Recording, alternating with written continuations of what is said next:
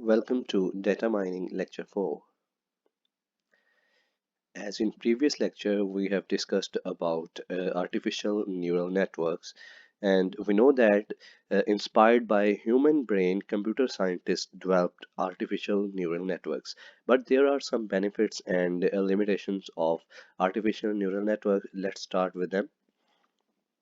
तो सबसे पहले हम इनके बेनिफिट्स को देखेंगे कि आर्टिफिशियल न्यूरल नेटवर्क्स हमें डाटा माइनिंग में किस तरह से हेल्पफुल हैं।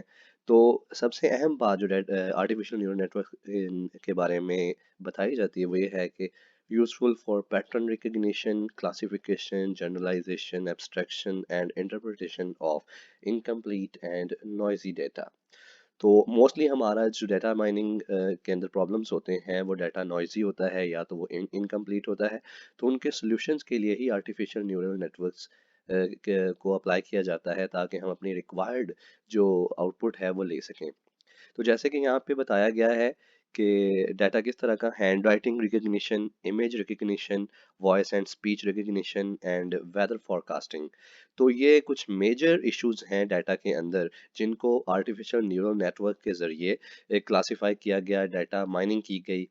जैसे कि हैंड राइटिंग रिकग्निशन, मोस्टली आप सिग्नेचर्स जो होते हैं बैंक के अंदर उनको कैसे रिकग्नाइज करते हैं वो उस वहाँ पे एआई की टेक्निक्स लगी हुई हैं, ठीक है, जिनके जरिए वो आपके मैच करते हैं, पैटर्न्स को मैच करते हैं, सिग्नेचर पैटर्न्स को। इसी तरह इमेज रिकग्निशन, तो इमेज रिकग्निशन में वो आपका फेस रिकग्निशन भी आ सकता है, जैसे कि कुछ आजकल सिक्योरिटी पर्पस के लिए फेस रिकग्निशन डिवाइसेस लगाई जाती हैं।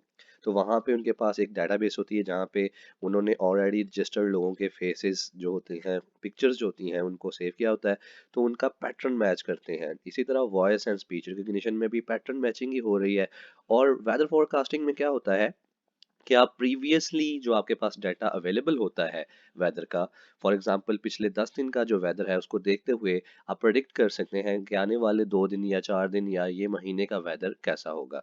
जैसे कि हमारी मोस्टली एप्स आजकल अवेलेबल हैं, तो वो आर्टिफिशियल न्यूरल नेटवर्क्स को ही यूज करके बनाई गई हैं। उसके बाद providing some human characteristics to the problem solving, कि आर्टिफिशियल न्यूरल नेटवर्क्स हमें इस काबिल बना रहे हैं कि हम ह्यूमन की जो एबिलिटी है किसी भी प्रॉब्लम को सोच सोच के सॉल्व करने की, वो कंप्यूटर के जरिए भी कर सकें। Ability to solve new kind of problems whose solutions are not defined, mostly हम वहाँ पे एएनएन को अप्लाई करते हैं। तो बेनिफिट्स एंड लिमिटेशंस में आगे चलते हैं, तो मेनली जो एएनएन है ये कहाँ पे अप्लाई होते हैं? ये प्रिडिक्शन प्रॉब्लम के अंदर अप्लाई होते हैं, क्लासिफिकेशन प्रॉब्लम में अप्लाई होते हैं, और उसके अलावा ये क्लस्टरिंग प्रॉब्लम में अप्लाई होते हैं। अब प्रिडिक्शन क्या होती है? प्रिडिक्शन में हमने कोई वैल्यू प्रिडिक्ट करनी होती है, जैसे कि हम इसकी डेफिनेशन को इस तरह से ले सकते हैं कि prediction is refer to the output of an algorithm after it has been trained on a data set and applied to the new data. कि हमारे पास कोई डाटा सेट था जिसके ऊपर हमने डाटा अपना एएनएन को ट्रेन किया, बाद में हमने फिर उसको जनरलाइज किया न्यू डाटा सेट के ऊपर ताकि हम अपनी रिक्वायर्ड आउटपुट को प्रेडिक्ट कर सकें या आउटपुट को उसमें से एक्सट्रैक्ट कर सकें, माइन कर सकें। इस तरह अगर हम क्लासिफिकेशन की बात करें, तो क्लासिफिकेशन नाम से जाहिर है कि हम इसमें क्या करते हैं कि divide data set into categories based on the features. तो इसकी एग्जांपल यूं हो सकती है कि हमने हाई रिस्क, लो रिस्क या मीडियम रिस्क, तीन तरह की क्लासेस बनानी है किसी भी डाटा सेट को देखते हुए। तो हम वहाँ पे क्लासिफिकेशन एल्गोरिथम्स लगाएंगे, वो वाले आर्टिफिशियल न्यूरल नेटवर्क्स यूज करेंगे जो कि क्लासिफिकेशन पर्पस के लिए यूज होते हैं। इस तरह क्लस्टरिंग, क्लस्टरिंग में क्या होता है? A group of different data objects classified as similar objects, one group mean one cluster based on the similarity. कि यहाँ पे ये होता है कि हम डाटा के ग्रुप्स बना देते हैं, तो हर ग्रुप एक क्लस्टर के तौर पे काम करता है, और उस क्लस्टर में सिमिलर जिनकी जिस डाटा की सिमिलैरिटी आपस में मैच करी होती है उसको एक क्लस्टर में रख दिया जाता है, ठीक है। ये क्लस्टरिंग मेथड हो गया, क्लस्टरिंग की डेफिनेशन हो गई। तो इसकी आगे दो टाइप्स होती हैं, एक हेरारिकल क्लस्टरिंग होती है, एक पार्टीशनिंग क्लस्टरिंग होती है। हेरारिकल क्लस्टरिंग के अंदर हम टॉप टू बॉटम क्लस्टरिंग करते हैं, और पार्टीशन क्लस्टरिंग के अंदर हम बेस्ड ऑन द सेंट्रॉइड्स, जैसे कि आपने मीन, मीडियन, मॉड पढ़े हैं, स्टैटिस्टिकल मेथड्स की बेस पे भी क्लस्टरिंग होती है। तो बायोलॉजिकल न्यूरल नेटवर्क्स असल में जो ह्यूमन ब्रेन्स हैं इज द मोस्ट पावरफुल। तो उन्हीं से इंस्पायर होकर आर्टिफिशियल न्यूरल नेटवर्क्स बनाए गए थे। We can generalise from the experience, जैसे कि हम ह्यूमन जो है वो एक दफा अगर कोई चीज हमारे लिए नई है, तो हम पहली दफा अगर हम उस काम को एक दफा अपनी आंखों से देख लेते हैं, तो दोबारा हमें वही काम जो है करना, हम अपने एक्सपीरियंस से सीख चुके होते हैं कि हमने उसको दोबारा से कैसे परफॉर्म करना है।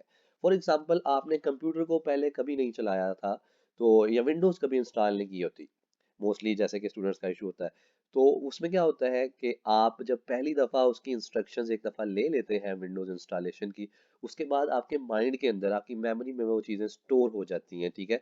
आपके न्यूरॉन्स जो होते हैं, वो आपको, आपके यानी कि ब्रेन जो होता है, वो आपको गाइड करना शुरू कर देता है कि नेक्स्ट टाइम आपने वो वाले काम कैसे परफॉर्म करने हैं।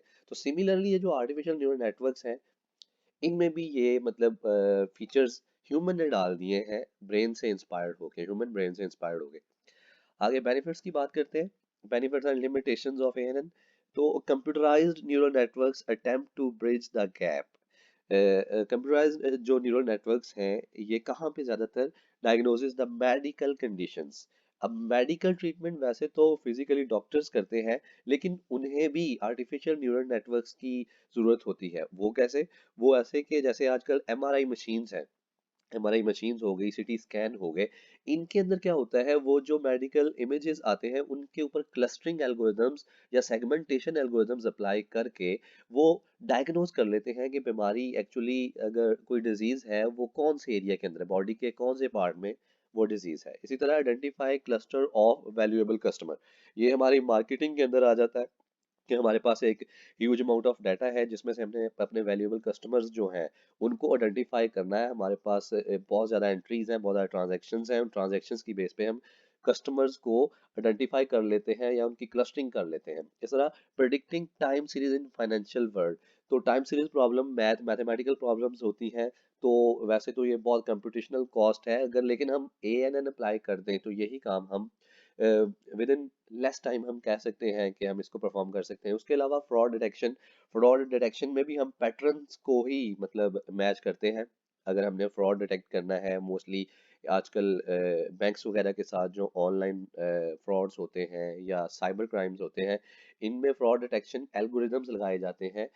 सिंपली कह लें कि एआई के, आर्टिफिशियल न्यूरल नेटवर्क्स को ही यूज करके फ्रॉड्स को डिटेक्ट किया जाता है या उनके पैटर्न्स को डिटेक्ट किया जाता है। उसके बाद very useful in data mining as better results are the hope. Data mining में भी हमें, इसीलिए जैसे ऊपर हमने ये प्रीवियस ये जो डिस्कस की है हमने एप्लीकेशंस, इसी तरह डेटा माइनिंग में भी हमें यही एक्सपेक्ट कर रहे होते हैं कि डेटा माइनिंग में भी आर्टिफिशियल न्यूरल नेटवर्क्स हमें अच्छे रिजल्ट्स एक्सट्रैक्ट करके देगा। लेकिन इसकी कुछ लिमिटेशंस हैं कि data mining, artificial neural networks की कोई लिमिट है कि उससे आगे ये अच्छा परफॉर्म नहीं कर सकते। वो क्या है? सबसे पहले, training and artificial neural network result in internal weight distributed throughout the network, making it difficult to understand why a solution is valid.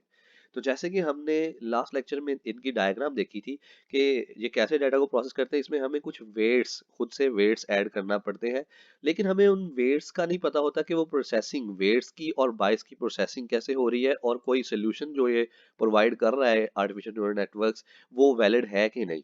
Secondly, hardware dependence, के जो आर्टिफिशियल न्यूरल नेटवर्क्स हैं, इनके लिए हमें जीपीयूज की जरूरत होती है। ज्यादातर एल्गोरिदम्स इतने हैवी होते हैं कि ये जीपीयूज पे रन होते हैं, ठीक है। तो सीपीयू की बजाय जीपीयू की जरूरत पड़ेगी, हार्डवेयर नहीं होगा तो आप एएनएन को रन नहीं कर पाएंगे। अगर आप सीपीयू पे रन करेंगे तो वही काम जो जीपीयू पे 25 मिनट में या 30 मिनट में होना है, वो सीपीयू पे ऑलमोस्ट 10 से 12 घंटों में होता है। आजकल मैं रिसर्च कर रहा हूँ, पीएचडी में भी इस बारे में मैंने नोट की हैं ये सारी बातें, एक्सपेरिमेंट करके भी देखे हैं कि जीपीयू वाकई हमारा टाइम बचाते हैं। उसके बाद, unexplained functioning of the network, कि हमें जो नेटवर्क है उसकी इंटरनल फंक्शनैलिटी का नहीं पता चलता है। बिल्कुल ब्लैक बॉक्स की तरह आर्टिफिशियल न्यूरल नेटवर्क्स वर्क कर जाते हैं, जैसे कि हिडन लेयर्स का हमें नहीं पता चलता कि हिडन लेयर्स में कौन से प्रोसेसेस हो चुके हैं। इस तरह the duration of the network is unknown. तो जब हम कोई नई प्रॉब्लम लेके आते हैं, हमें नहीं पता होता फर्स्ट टाइम के जो हमारा आर्टिफिशियल न्यूरल नेटवर्क है वो उसको कितनी देर में उसको यानी कि सॉल्व कर देगा प्रॉब्लम को। ये है जी हमारे पास एक बायोलॉजिकल न्यूरल नेटवर्क की पिक्चर। तो आप यहाँ पे देख सकते हैं कि बायोलॉजिकल जो इंसान के अंदर ब्रेन है उसके कौन कौन से पार्ट्स होते हैं। ये यहाँ पे लिखा है, साइनेप्स, साइनेप्स होता है, सोमा होता है, डेंड्राइट्स है, एक्सॉन है।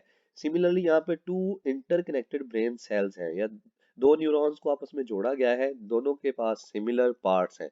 अब इनको देखते हैं कि आर्टिफिशियल न्यूरल नेटवर्क्स में इनका क्या ताल्लुक है। ये देखें जी, कैसे इंस्पायर्ड करके हमने आर्टिफिशियल न्यूरल नेटवर्क्स डिजाइन कर लिए। सोमा जो है वो असल में एक नोड है, ठीक है, आर्टिफिशियल न्यूरल नेटवर्क के अंदर। डेंड्राइट्स जो है वो इनपुट है, एक्सॉन जो है वो आउटपुट है, साइनेप्स जो है वो वेट है। उसके बाद बायोलॉजिकल जो होते हैं इनकी processing little bit slow versus artificial जो है, क्योंकि इसमें हमने कंप्यूटर्स जीपीयूज लगा दिए, ये लिटिल बिट फास्ट। उसके बाद इसमें मैनी न्यूरॉन्स 10 टू पावर 10 की पावर 9 तक है उसे, लेकिन आर्टिफिशियल न्यूरल नेटवर्क्स के अंदर हमारे पास कभी भी उतने न्यूरॉन्स नहीं हो सकते। हम फ्यू न्यूरॉन्स यानी कि कह लें कि हंड्रेड्स के अंदर हम न्यूरॉन्स बना सकते हैं इसमें।